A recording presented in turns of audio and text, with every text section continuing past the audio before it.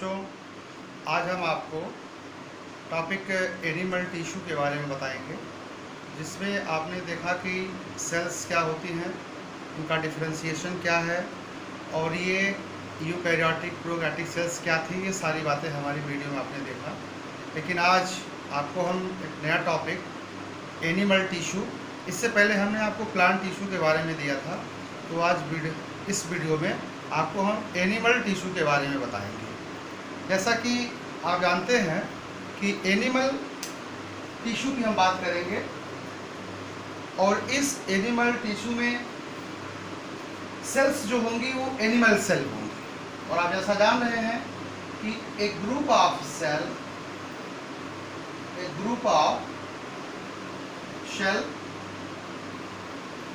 Form tissue. इतनी बातें आपको पता है, एक group of cell form tissue.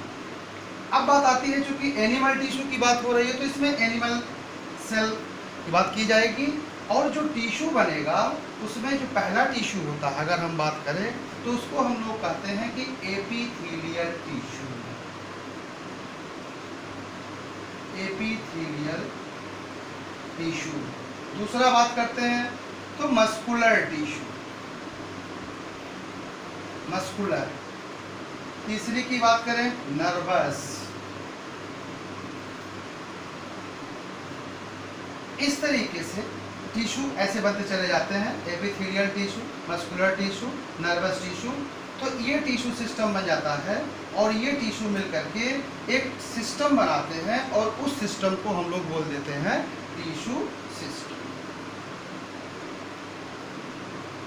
क्योंकि टिश्यू सिस्टम बनना है और जब ये टिश्यू सिस्टम बनेगा तो सारे टिश्यू मिलकर के सिस्टम बनाएंगे और वही सिस्टम मिलकर के क्या बनाते हैं, आर्गन बनाते हैं। क्या बनाएंगे, आर्गन बनाएंगे।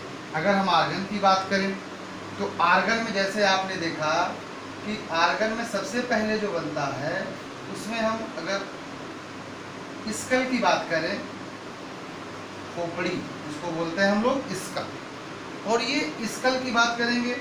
इसके बाद आईज की बात हो जाएगी,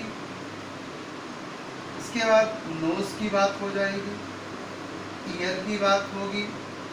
तो इस तरीके से जितने भी आर्गन होंगे वो आर्गन बनेंगे और सारे आर्गन मिल करके एक बॉडी का निर्माण करेंगे। कभी कभी आपने देखा है कि लगता है कि हमारी जो मसल्स है वो मूवमेंट कर रही है। मसल्स क्या हो रही है, मूवमेंट कर रही है। मसल्स क्या होती हैं, मूवमेंट कर रही हैं। तो मूवमेंट वो करती हैं, लेकिन उसमें कॉन्ट्रैक्शन होता है, रिलैक्सेशन होता है। एक बार मसल्स हमारी कॉन्ट्रैक्ट करती है तो दोबारा रिलैक्स करती है, तो हमें लगता है कि ये मूवमेंट में है। और आप ये भी देखते हैं कि अगर हम ये मसल्स कॉन्ट्रैक्शन रिलैक्सेशन का प्रोसेस होता रहता है और ये लगता है कि हमारे मसल्स जो है मूवमेंट में है। फिर अगर हम बात करें कि जो सारे आर्गन मिल जाते हैं तो एक ग्रुप ऑफ आर्गन ये बना देता है ऑर्गन सिस्टम। और जब ये ऑर्गन सिस्टम बनेगा और ये ऑर्गन सिस्टम मिलकर के क्या बना देगा, बॉडी बना देगा। अब बात आती है कि जब बॉडी बनती है तो बॉडी बनने में कितनी चीजें होंगी, क्या क्या सिस्टम लगते हैं। अब हम एक सिस्टम की बात करते हैं तो उस सिस्टम को हम अगर देखें तो बॉडी बनने में पहला सिस्टम जो हमारा होता है उसको हम लोग बोल देते हैं स्केलेटन सिस्टम। Skeleton system. दूसरा सिस्टम होता है मस्कुलर सिस्टम।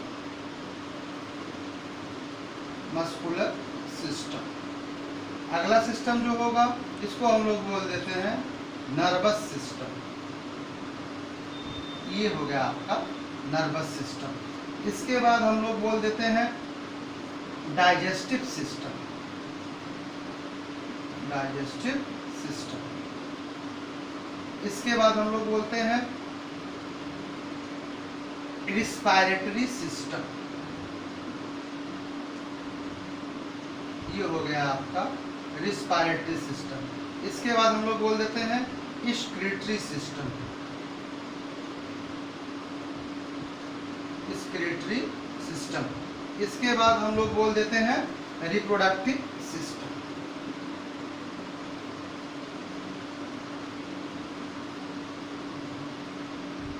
ये सिस्टम होते हैं, स्केलेटल सिस्टम होगा, मस्कुलर सिस्टम हो गया, नर्वस सिस्टम हो गया, डाइजेस्टिव सिस्टम हो गया, रेस्पिरेटरी सिस्टम होगा, स्पिरिटरी सिस्टम हो गया और रिप्रोडक्टिव सिस्टम होगा। इस प्रकार से सारे सिस्टम मिलकर के एक पूरे बॉडी का निर्माण करते हैं और फिर धीरे धीरे ये सिस्टम पूरा बना होता है। एक छोटी छोटी बातें हम करेंगे। अगर हम नर्वस सिस्टम की बात करते हैं तो नर्वस सिस्टम में जो हमारा होता है वो न्यूरॉन्स होते हैं। नर्वस सिस्टम में न्यूरॉन्स स्मॉलेस्ट यूनिट है नर्वस सिस्टम की, और ये पूरे बॉडी में इम्पल्सिस को इंपोर्ट करने का, ट्रांसपोर्टेशन करने का काम करती है। और एक इसके बाद जो हमारा स्क्यूटरी सिस्टम है, स्क्यूटरी सिस्टम की जो स्मॉलेस्ट यूनिट होती है, ये स्मॉलेस्ट यूनिट, इसको हम लोग बोल देते हैं नेफ्रॉन। ये हमारी जो है स्क्यूटरी सिस्टम की यूनिट क्या है? नेफ्रॉन है, NEPH, नेफ्रॉन। और इसका क्या होता है? न्यूरॉन। ये स्मॉलेस्ट यूनिट होती है। ये सब सारे सिस्टम चलते हैं, लेकिन सबसे जो महत्वपूर्ण सिस्टम होता है, एक सिस्टम हमारा बनता है, उस सिस्टम का नाम होता है blood vascular system. Blood vascular system. इस ब्लड वैस्कुलर सिस्टम से ही सारे पार्ट के अंदर जो न्यूट्रिएंट मटेरियल्स होते हैं वो सप्लाई होते हैं, सारे पार्ट के तक पहुंचते हैं और आपको वहाँ से एनर्जी का फॉर्मेशन होता रहता है। तो अब बात करते हैं कि इसी में मैंने बताया आपको नर्वस सिस्टम में न्यूरॉन्स की बात हो गई, स्क्यूटरी सिस्टम में नेफ्रॉन की बात हो गई। अब रिप्रोडक्टिव सिस्टम में अगर हम बात कर रिप्रोडक्टिव सिस्टम की बात करें तो रिप्रोडक्टिव सिस्टम में गैमीट आते हैं। इसमें दो चीज़ें, एक आएगा मेल और दूसरा आता है फीमेल। मेल और फीमेल की बात करेंगे। रिस्पायरेटरी सिस्टम जो मेन होता है हमारा, लंग्स की बात करेंगे और नोज की बात करेंगे। ये हमारी इसकी बात हो गई। मस्कुलर सिस्टम में मसल्स की बात होती है, मसल्स की बात होगी।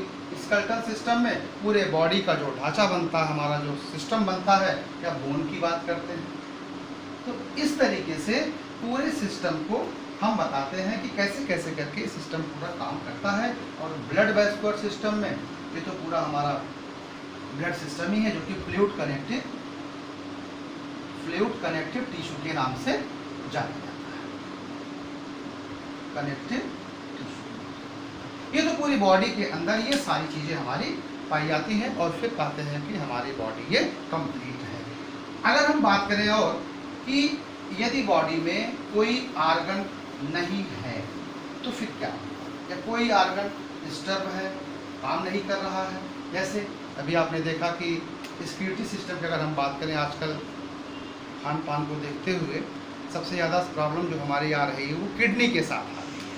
तो किडनी जो हमारा होता है वो स्क्यूटरी सिस्टम में काम करता है। स्क्यूटरी सिस्टम में जो मेन रोल प्ले करता है वो हमारा होता है किडनी। ये किडनी के बारे में हम लोग अगर बात करते हैं तो किडनी आप देखते हैं ये होती है दो किडनी होगी, एक होगा लेफ्ट और दूसरा होता है राइट। लेफ्ट और राइट किडनी होती है, एक होगा लेफ्ट और दूसरी होती है राइट। ये दोनों प्रॉपर तरीके से काम करती हैं और ये फिल्टरेशन का काम करती हैं, और जो इसका वेस्ट प्रोडक्ट बनता है उसको हम लोग बोल देते हैं यूरिन।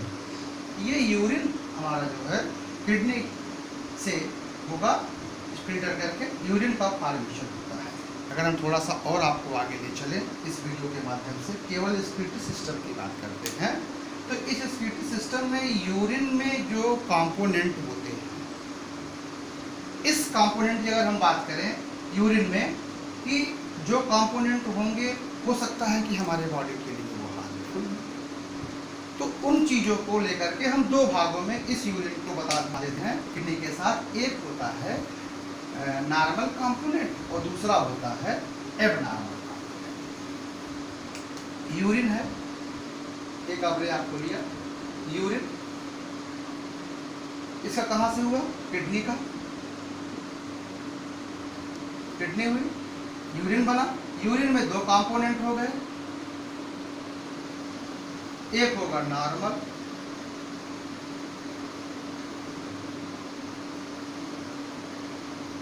कंपोनेंट और दूसरा होता है एबनॉर्मल कंपोनेंट। एक होता है नॉर्मल कंपोनेंट और दूसरा होता है एबनॉर्मल कंपोनेंट। ये दोनों कंपोनेंट क्या होते हैं, यूरिन में बनाते हैं और इस यूरिन को हम लोग कह देते हैं मूत्र, जिसमें आ जाते हैं यूरिया